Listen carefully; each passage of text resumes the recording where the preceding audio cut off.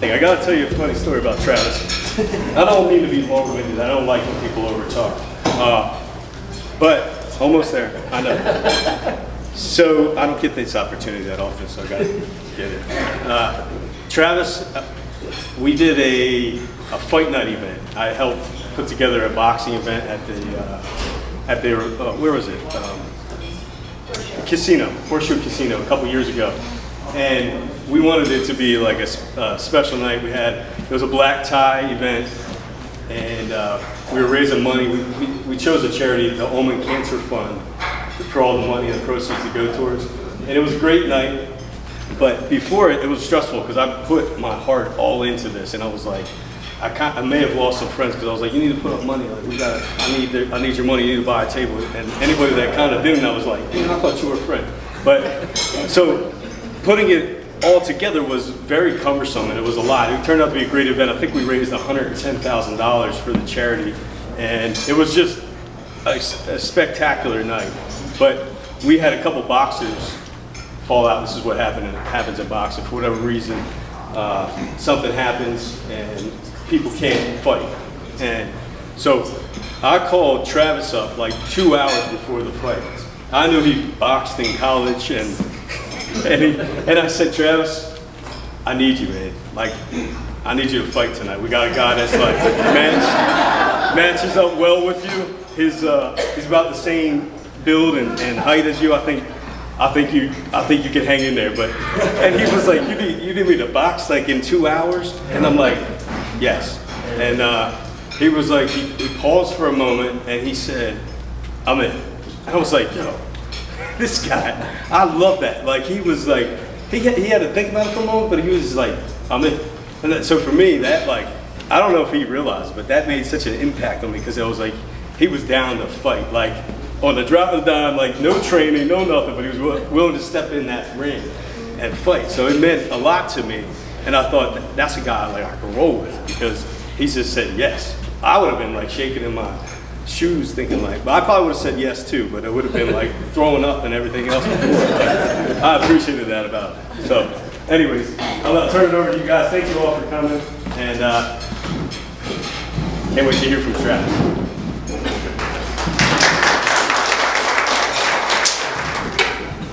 Okay, well, if you haven't been here before, we've been doing the interview process for a few of these events. Not always the case, but just with certain folks that may be more comfortable with the interview process.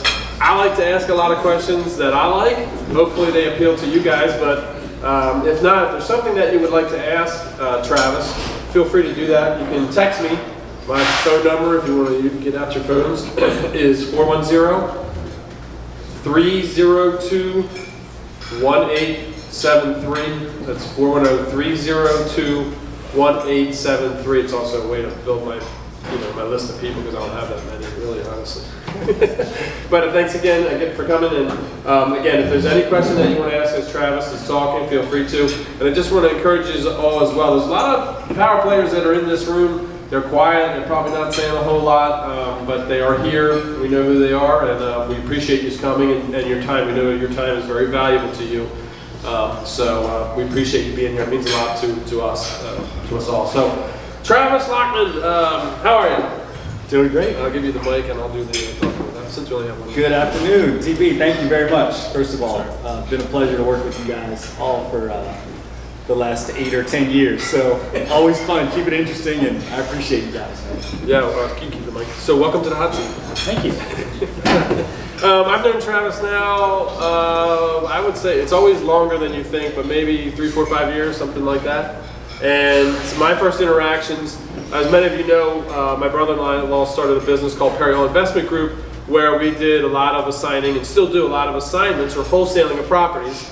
At that time, when I met Travis, obviously he had been working with Tyler for a while, Candace, and known each other for a long time, and so they were just constantly looking for properties. And I remember my first meetings with Travis, exactly what Tyler said. He's always got a smile on his face. We were just talking about that the other day. It's a real gift. I don't know if you know people that are genuinely always optimistic and always happy. I don't have that. It's just not my nature to be, I don't wake up with a smile on my face. I feel like that's the first thing you do.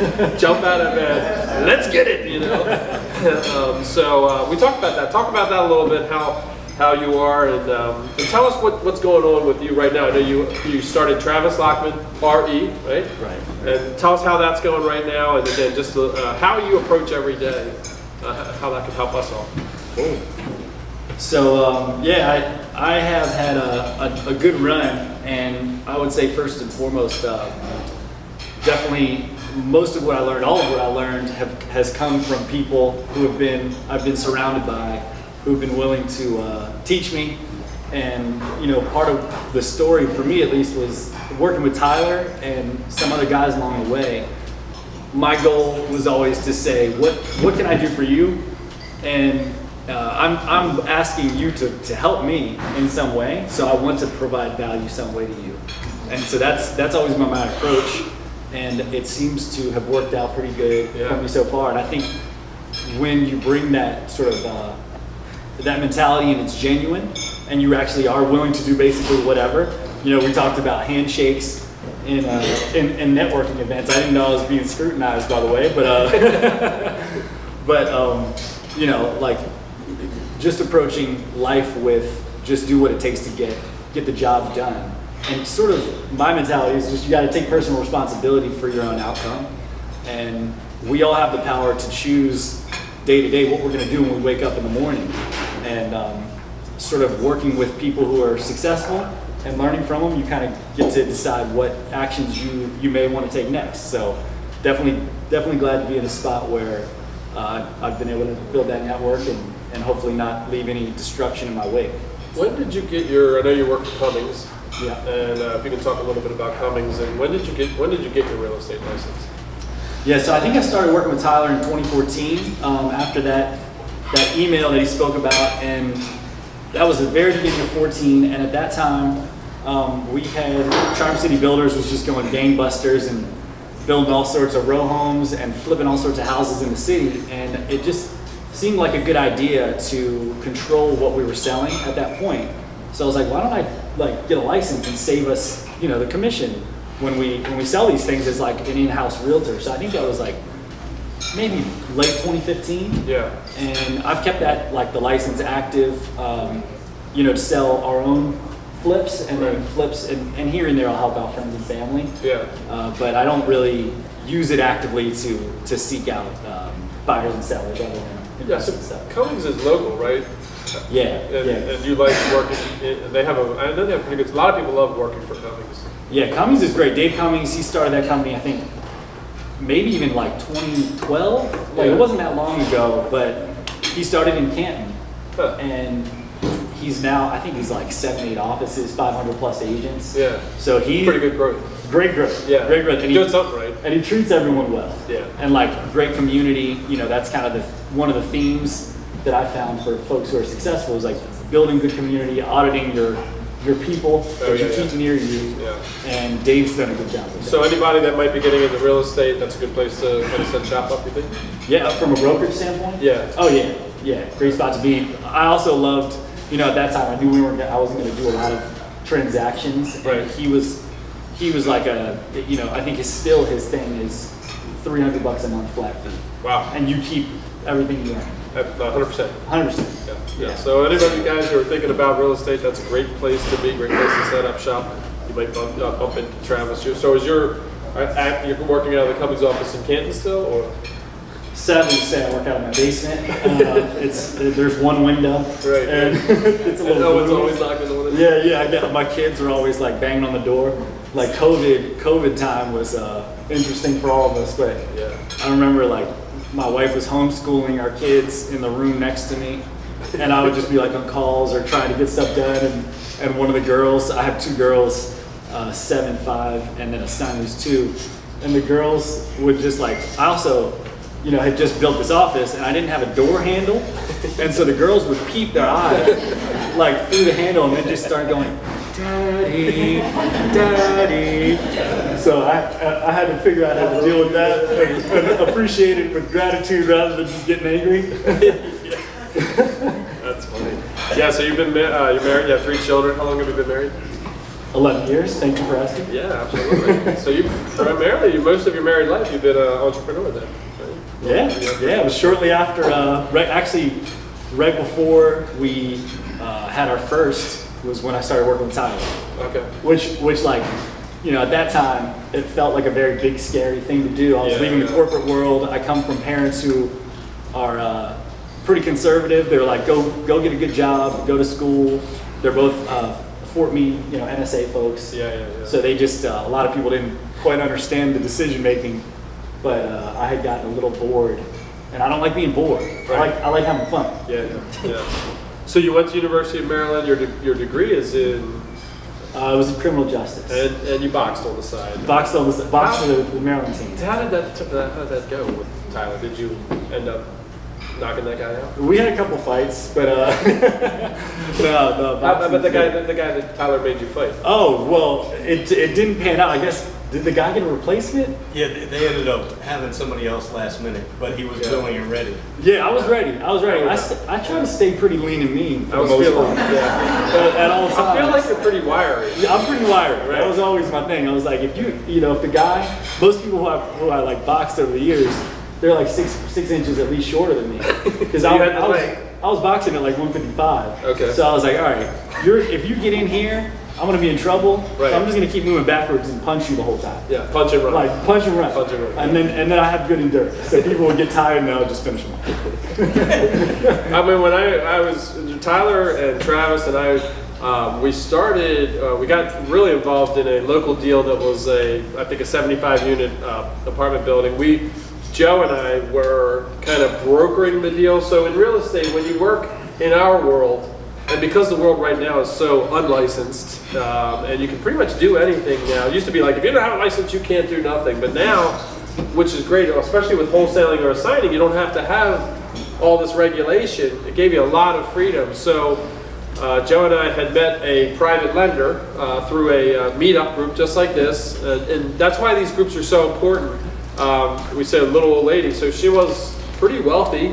She came to one of our meetups, and when we had our meetups at Perry Hall, and she just started talking to us, and I'll never forget, Joe said, well, what do you do? And she was like, oh, I do a few things. And Joe's like, you got any money? And literally, he said, you got any money? And she's literally fired right back. She said, well, how much do you need? And you're kind of thinking that's funny, but you're in a meetup group like this, right? And so people have money. And she said, I'll loan you some money. So I'll never forget, I was talking to her, or texting. She's texted me one Sunday night. Now, I did not know this about her. I knew her for many years, did not know this. She says, hey, do you know anything about, are you interested, or do you know anything about selling in multi-units? Thinking, yeah, we bumped into a few multi-units before. And she says, well, I have a 75-unit apartment building I want to sell. I'm like, what? How is that possible? I didn't know her and everything. So through that process, we were working on that, and Tyler and Travis were very interested in that project. And Travis put together a really good presentation with Tyler. I was thinking about that when Tyler was talking. If you could talk a little bit about how you do presentations, how important that is and what you do a little bit. Travis is excellent. I was thinking about this so much. Is really good at putting complex financial things together, and also obviously simple financial things. But if it's a complex financial thing that has to be put together, Travis is the guy to kind of do that. And it's kind of like we all have gifts and talents. We do something regularly, then we do something on the side. And because we all collaborate so much together these days, I can call Travis and I can say, hey, I got this thing, I'm working on a project and I need some help with the finance side of it. And he's like immediately right into it with that. So if you can talk just a little bit about how you do that and your thinking when you go into that project. And even like the 75 unit, what were you thinking in terms of the lending and all that stuff? Yeah, so thank you for that, Shane. I think like mainly, so I have a little bit of a writing background. I studied a little bit of English in college too, and I love writing first of all. So that for the presentation stuff, it comes somewhat easy because I enjoy doing it. Okay. And then I was just like, before I started working in real estate, I worked in finance for 4 or 5 years at a startup. So got to learn a lot of creative finance at that time. Yeah. It was a company selling solar panels to a bank and then would lease them back. So it was just a pretty interesting model at that time. And it took me years to wrap my head around what they were doing. I was just there pushing papers for a while. Yeah. But it finally did click. And I think, after a few years of doing real estate, you start understanding that there's a lot of different ways to skin the cat. Yeah. And it becomes a strength. Like, you know, if you're able to get a seller appointment, a direct seller appointment, you know, my first approach is just to listen, like we all, you know, generally start out with, and not put them in a box, but ask them what they are looking to do. Yeah. We have our ideas, you know, we want to go, if you're a fix and flip guy, you want to buy the house for as cheap as possible and fix it up and resell it, but maybe they are not looking to move ASAP and want a little bit more, but don't need the cash, and maybe you can create a subject to deal and turn it into a rental. But the point is, like, you know, you start realizing these things, and if you don't have to put someone in a box, you get the opportunity to work with more people. Yeah, so you talk about, that's really what you're saying, is talking about how to monetize deals. So talk about that a little bit. Now, the leads that come into you, how would you monetize something where there's no flip play, there's no rental play? What are your kind of avenues with that? So I think, so first I'll say, like, on the marketing side, I feel like I've learned from one of the best ones in the city, maybe the state, with Tyler, who just has been consistent with marketing for at least a decade and has spent a lot of money and gone through a lot of ups and downs figuring it out. So very fortunate that I got to learn from somebody like that. But, you know, the marketing is, I think, the lifeblood of business. You know, the pipeline. Everything starts with marketing. Totally, it's like the top of the funnel. You have to get that right, and then you can kind of hone in on you pick and choose once you have enough. You have control over these properties or whatever you're looking to sell. What do you like to do mostly with the leads that you're getting right now? Are you looking mainly to flip? Are you doing any buying and holding right now? Anything like that? Are you listing properties as well? I'm mostly flipping stuff. I would say maybe this year I was looking to do 10 to 15 flips was my goal personally, and definitely on track for that.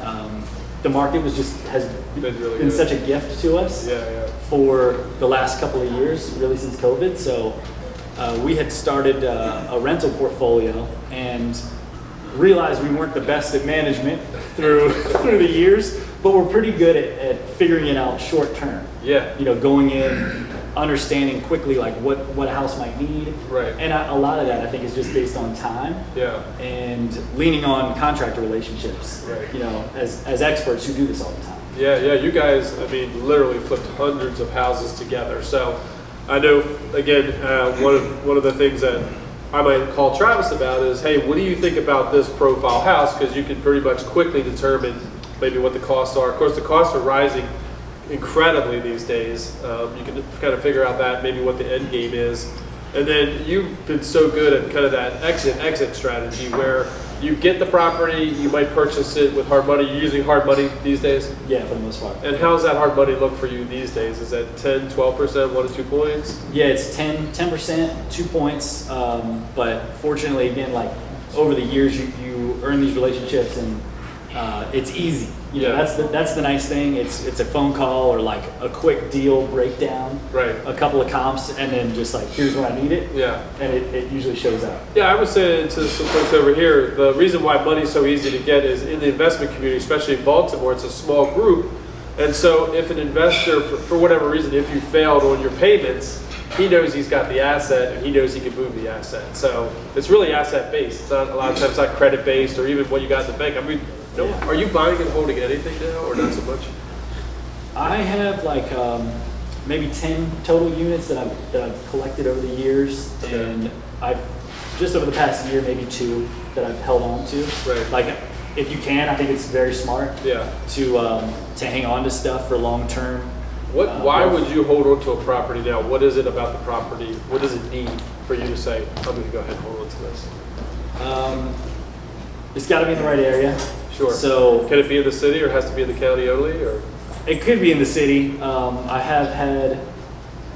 had issues all over the place, city or county, but really I think it's about the level of renovation that's done to the house and sort of what you expect out of it. Okay. You know, the areas that I've bought recently are Baltimore County, and I live in Millersville now, so down near where I'm in, like Pasadena. Yeah. I like places that are attached because they're easier to deal with for me. No basement is ideal. Really? You know. So you prefer the no basement house, a row house that's no basement? A row house, no basement. Gotcha. Less insulation, fewer windows to deal with. So let's say you come across that row house, no basement. what is it next that you look at and you say, I definitely want this as a rental? Is it based off what they're saying, or is it based off of what it could cash flow? So cash flow, I think, is the first one. Like if it makes sense in the model, from a financial standpoint. Yeah. Then now we have the interest rate stuff going on. So Right. 3-4 months ago, I think investor interest rates were 4.5%. They're Yeah. up to like 7.5 now. So that's a factor. But if it was an quick and easy renovation, Yeah. and maybe if the numbers were tighter, then I'd want them on the sell, like on Okay. the flip. Okay. And I'd say, hey, this might work as a rental. And for us, the goal was always, if you're using hard money, Right. so say you bought the house for 100, you got to put 50 grand into it to renovate it. If it's worth 200 at the end, or 75% of the value, you can get all your cash back out. Okay. Just doing a refi. Right. So that was my goal for the longest time, is just to Get your cash just back out. churn it and not have to leave a bunch of money in the deal, because I Would didn't you- have a lot to start. Would you take a rental if you could just get your cash back, but it didn't cash flow, or does it have to cash flow? It has cash flow. And Yeah. what does that cash flow have to look like? A couple $100 or anything positive? Or? Yeah, I would say I'm trying to get 250 for me, 250. and part of that is just like the time that we've spent going through and seeing what things cost. Yeah. You can run all the models you want, but like stuff always comes up, and people either want to stop paying or something goes wrong. Right. So 250 is kind of like the minimum I Yeah. see, and more recently, from a scale standpoint, I think if you really want to scale up, looking at stuff that's bigger. Yeah. Whether that's a multifamily like that apartment that we tried to look at, the 75 unit. Yeah. Just getting a little bit out of your comfort zone, and maybe not doing one at a time. Yeah. It would take a while to get, if you got 20 years on your horizon and you don't need to use the cash flow for your income, Right. and you just want to pick off one or two there, nothing wrong with that. But Right. if you want to get to a point quickly where you can slow down a little bit, Yeah. and not have to just set the world on fire with marketing and all sales and all that stuff, Always in the grind. then I think that's the way, is to start looking at assets that are a little higher. Do you have any personal goals of that? Like, is your goal to have 20? I mean, is that what you're looking to do, or do you think too much about that still, or not so much? I don't a lot right now. I mean, for a long time, my goal was just to actually get to a cash flow number of like 10 grand a month. Right. Because that would pay for everything I needed in life. Yeah. And I was like, if I can make that easy. Yeah.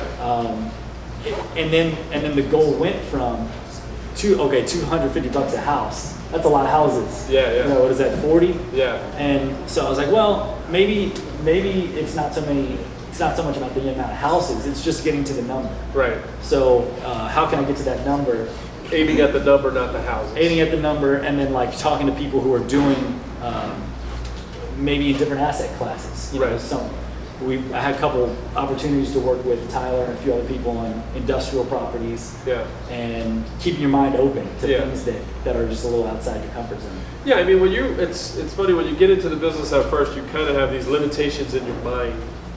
And I'm sure all of us who are in business and real estate have had those limitations. Like in here, we see a ceiling, and that ceiling appears to be as high as the world is right now, right? But that's not the way it is. It's not the reality of it. Somebody sent me today a building, and they were saying, are you interested? And my first question now is, well, how much is it? And they're like, well, it's $2.2 million. And instead of being like, oh, I can't do that. I can't even imagine doing that. My thing, getting out of your comfort zone, which you talked about there, we can talk a little bit about how to get out of your comfort zone, was to go down the next road, right? Like, if I'm in the mindset that, that God is looking out for me, and God does want me to do well, and God loves me, and then I'm going to go into that mindset like that. And if I know God has unlimited amount of money, I believe He does. So why shouldn't I think that way? So why would a $2 million building intimidate me? It's not going to intimidate me. Maybe that's what God has for my life, what He wants for me. And so the next step it takes is for me to actually get involved in that, right? It's to not say that's the ceiling, that's as far as I can go. How did you decide that the 10 or 15 houses this year was what you wanted? Was that about what would provide you the lifestyle that you were looking for? Is that kind of what you think? Yeah, it was based on kind of looking back on what we did the last few years, and for me, I was like, man, we probably, I think 50 or so houses in the last couple of years, maybe a few more if you count like wholesales and stuff. And I just got a little, it was a grind. Yeah. It was a grind, and it was awesome. And you got to take advantage of markets. Yeah. And I was like, but if I can slow it down a little bit Yeah. and just get to almost the same number, that would be fantastic. Yeah, especially with the little kids, right? I mean, you know, you want to spend more time with them. I mean, recently you sent me some pictures from a zoo somewhere. I don't know where. I think it was Colorado or something. It was. Right? So you got a chance to take your family. I did. Yeah, I mean, so that's the main thing. Like for me, the driver to do anything well or become successful is just to spend more time with family. Yeah. You know, be with friends, be with the people that we love most. Right. And I've always guarded my time pretty well. Yeah. That's one thing that I would say has been very beneficial for me, and kind of a non-negotiable is like between 5 and 8 p.m. Right. I just almost don't even pick up the phone. And like if I know I need to take a call for something, I will. But he laughs, but it's true. Like I don't even look at it. Just straight ghost for a while. Sometimes people, I think it was my buddy Eugene the other day. He texted me, I think like 2 days ago, and he was like, "Hey man, like what? Can you remind what grass, what houses you guys want the grass cut?" And I sent it to him like 2 hours ago, and he's like, "Bro, you text like my grandma. Like that was days." And I was like, "I was about to send you something else," but anyway, just having some times where you're not doing work, Yeah. and like refocusing on family and maybe whatever things you like to do. Yeah. Optimizing for fun once in a while, I think is very important. Yeah, I mean, you got to get to travel. Are you ultimately hoping that Nellie doesn't have to work, or is that she enjoys that, so it's not really necessary, or how's your thought process? She really loves teaching. I don't know, you know, I think she'd be very happy to take like a year off. Right.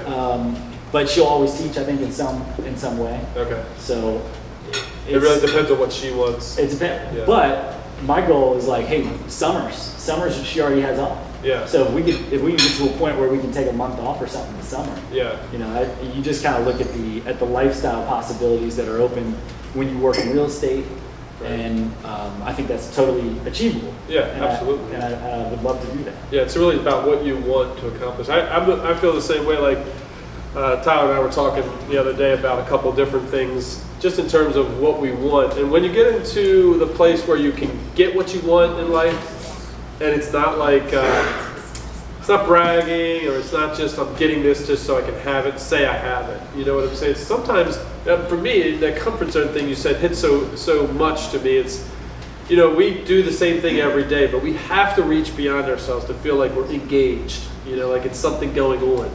And so, whether it be, you know, a trip or something like that I wouldn't normally take, or even taking a month off and just saying, you know what, I'm taking a month off just because that's what I've earned the right to do. And then let me see how what the world throws at me in that month. Because you know, as soon as you say I'm taking a month off, your phone's ringing. Mm-hmm. I'm going to need you like in 2 weeks right now. I'm going to need you right now. I need you for this project. No, I'm not. You know, so you kind of set that up initially, then you kind of go through there. Tyler was saying, or someone else was asking as well, how do you kind of deal with those ups and downs? I know for me it's really tough for me personally, when I see the lead flow drop, I get all weird about that. I don't know why. Mm-hmm. But how do you deal with, you know, kind of the ups and downs of the grind of it? You know, I think that's kind of one of my other strengths. I don't have a whole lot of them, but that's probably one of them, is that I like, for the most part, I'm a pretty even keel. Like I don't really get too high up or too low. I see that. Especially when it comes to business stuff.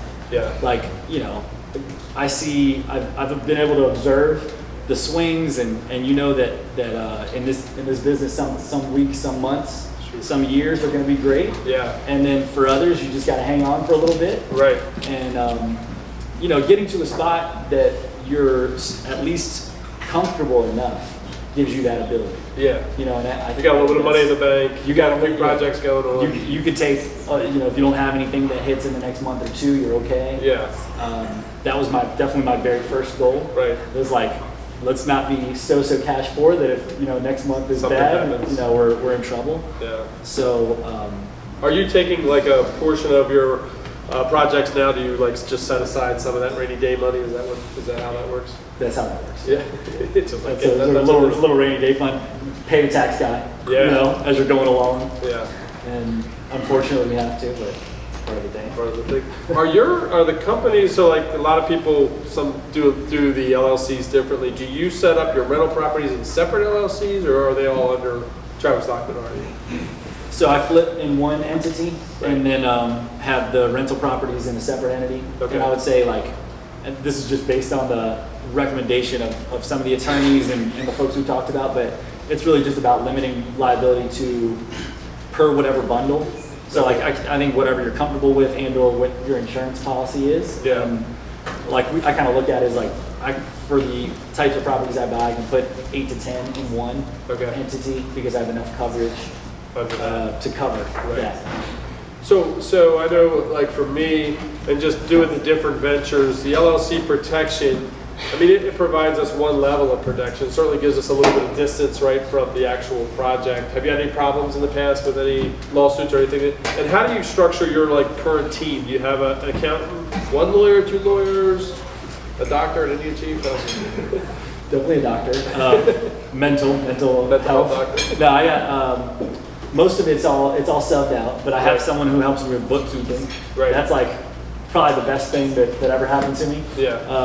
Was finding someone to help me with that stuff day to day, and then real estate attorney. Do you use title attorneys or more a specific real estate attorney?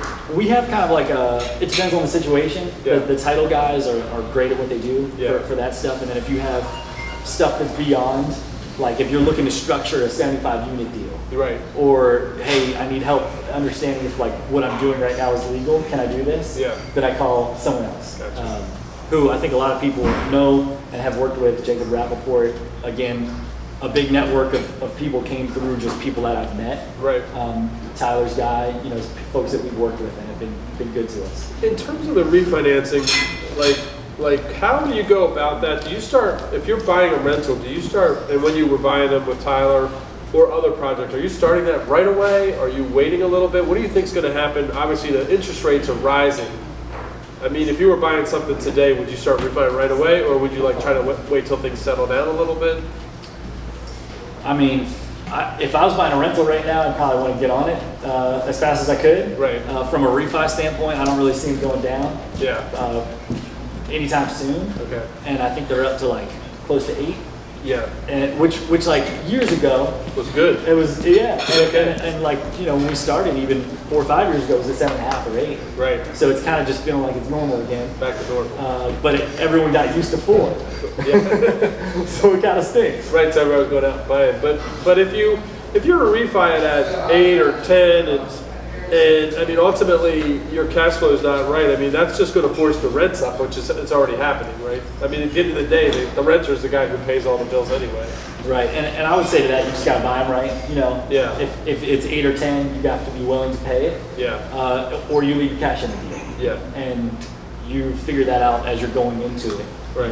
Like you just kind of adjust up for interest rates and say, all right, when I refi this house, it's going to be at 8.5%. Does it still work? Gotcha. Yeah. Was there any time where you would maybe slow the refi down for any other reason that you just had other projects going on, or does your mind always get to that next step as quick as possible, get that done because you want to get rid of that hard money, right?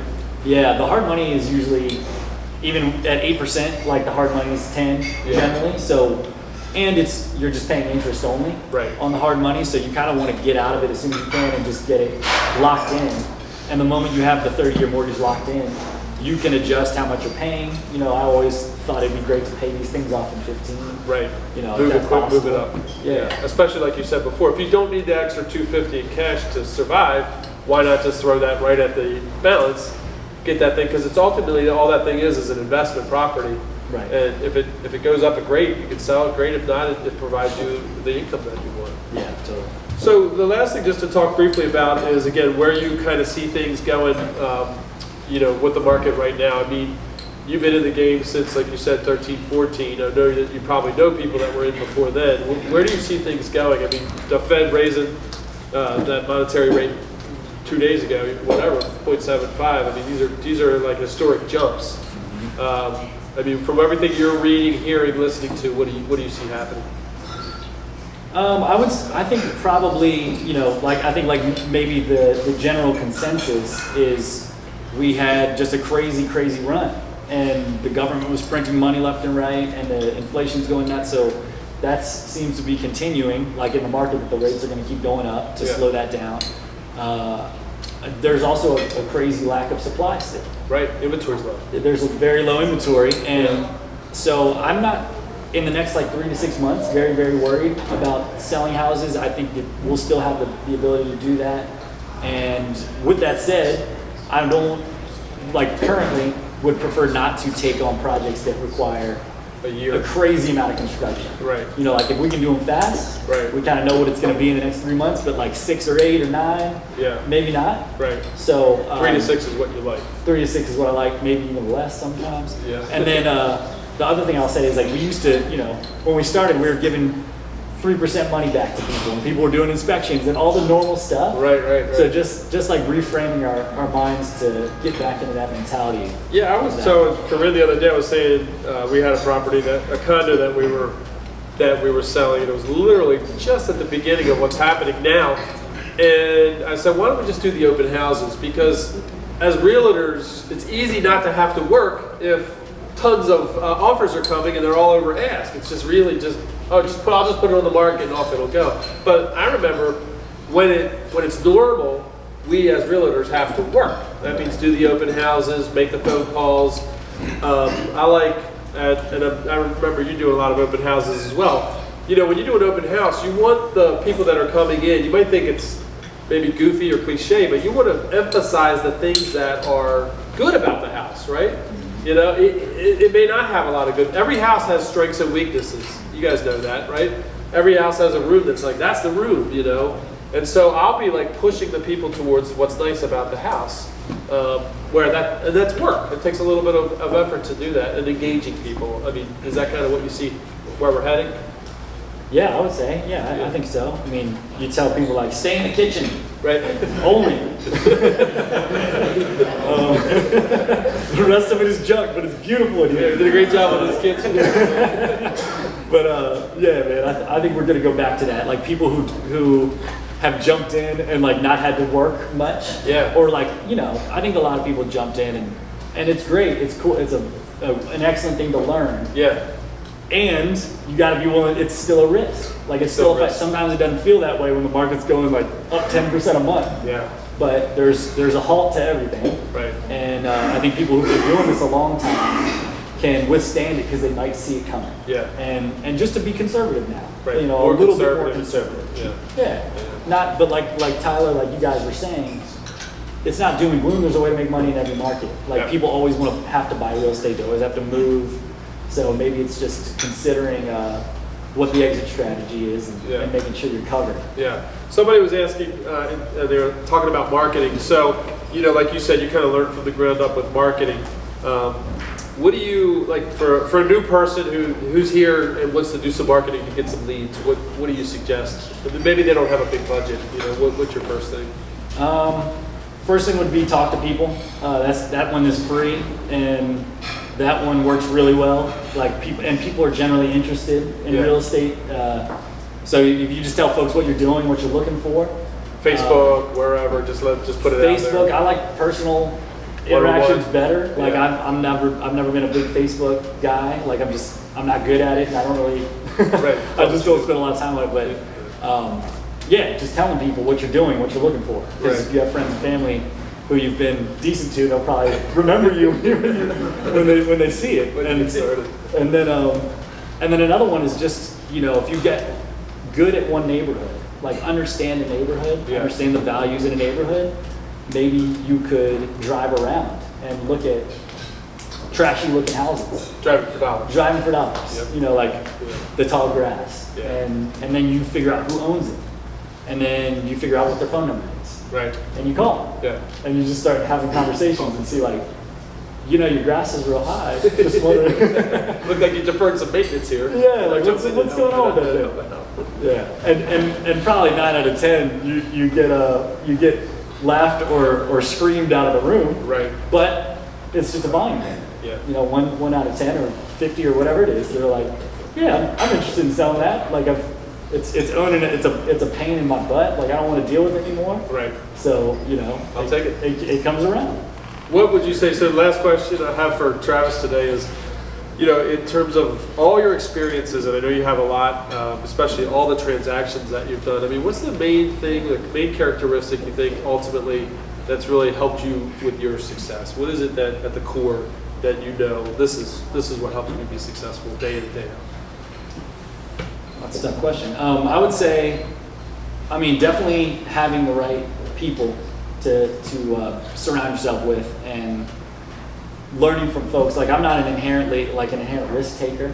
Right. It took me a while to get there, so the way I got into it was as an employee. Yeah. And someone who could observe for a while. Yeah. And watch. And basically real estate's not a new thing. Yeah. Everyone's been doing the same thing over and over and over again. There's different ways to do it.